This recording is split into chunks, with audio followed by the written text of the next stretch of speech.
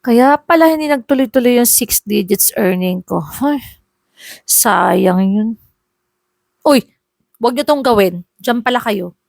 Alam niyo ba? By the way, Sweet Joy here. Oo. 2 years ng TikTok affiliate. Naka-experience naman na maka 6 digits. Pero bumagsak pa rin yung sales.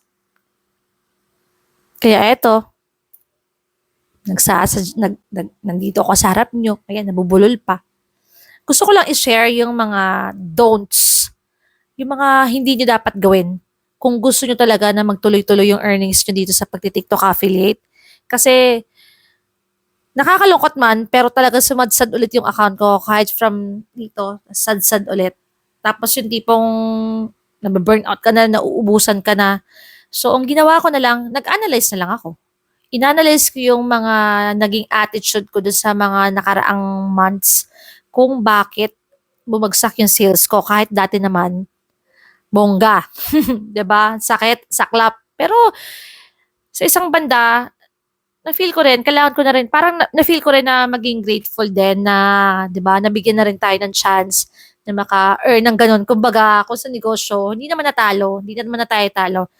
Nakabawi naman na tayo sa mga pinuhunan natin ng mga ilaw, camera, phone stand, mga kung ano-anong mga accessories, mga kung ano-anong mga gamit dito sa pag-affiliate, pati ngayong ano, ibang mga products, binili ko talaga yun ha, hindi puro free sample yun.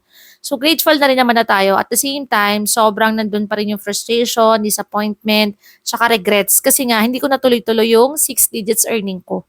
Yun yung nakakalungkot.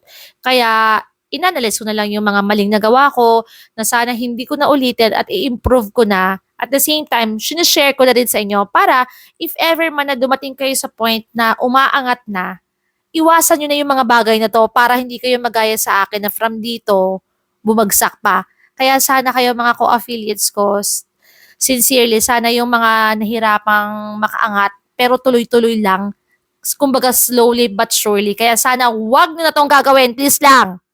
Okay, basta kung gusto mo ng mga ganitong klaseng ng tips, yung mga masasakit na tips, i-follow mo na rin ako, mag-comment ka at i-heart mo na. So yun na nga, balik tayo din sa aking topic. Kasi nga, may mga seller ako noon na talagang nagbibigay sa akin ng mga products. Nagbibigay ng mga products, talagang tinutulungan pa ako mag-boost ng video ko, mag-promote, sobrang supportive, kumbaga. Although, may mga suggestions siya, may mga dapat kang sundin kasi yung mga, like yung mga collab, hindi naman siya paid collab eh. Yung parang pa-free sample lang, tapos may mga ano ka sa kanila. Eh parang nung time na yun, sa totoo lang, parang iba pa rin yung pressure pag may gano'n, yung parang may sistema kang susundan na gusto nila, ganito yung klase ng video, gusto nila, isisend pa sa kanila yung draft, ito-check muna nila. Pero sa totoo lang, at sa isang banda, okay din pala yung gano'n kasi at least nag-guide ka, parang parehas kayong win-win. Eh ako, anong nangyari noon, at parang na-pressure ako, parang gagawa lang ako ng, magko-comply lang ako, pero hindi ko tinuloy-tuloy. Gets nyo? Yung parang gagawa lang ako ng kung ilan lang yung dinemand nila. Let's say 1 video, 2 videos, 3 videos. Gagawa lang ako ng ganun. Tapos after nun, iwanan ko na, may benta at wala. Parang ganun. Tapos move ulit ako sa next seller, which is maling-mali. Dapat pala. Kasi syempre, usually pa naman yung mga ganun, yun yung malalaking items, medyo mahal-mahal. Kaya sana man lang, napabawi ko man lang sa seller para at least kung nakabenta ako, kung gumawa ako ng mas maraming videos about sa products na pinadala nila na medyo mahal nga, baka sakaling mas nakabenta pa ako. At the same time, pwede pa sana akong bumalik-balik sa kanila kasi nga sobrang supportive naman nila. Sana nag-focus ako dun sa mga sellers na mga supportive. Kaya, kasi ang nangyari, lipat na naman ako sa ibang product, tapos struggle na naman ako, hindi naman ako tinutulungan mag-promote, tapos lipat na naman. Kumbaga lipat.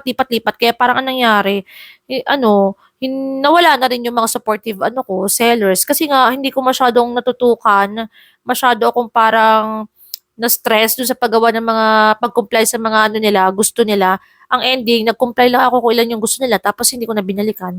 'Di ba? Nakakasad. So, yun yung isa sa mga bagay na wag yung gagawin kasi pahalagahan niyo yung mga sellers, yung mga sellers na sobrang supportive, yung nagbo-boost talaga, yung tumutulong talaga sa inyo, tapos nagsisend talaga ng mga samples kahit medyo mahal.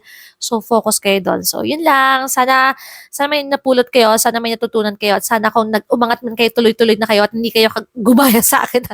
From dito bumabagsak pa rin.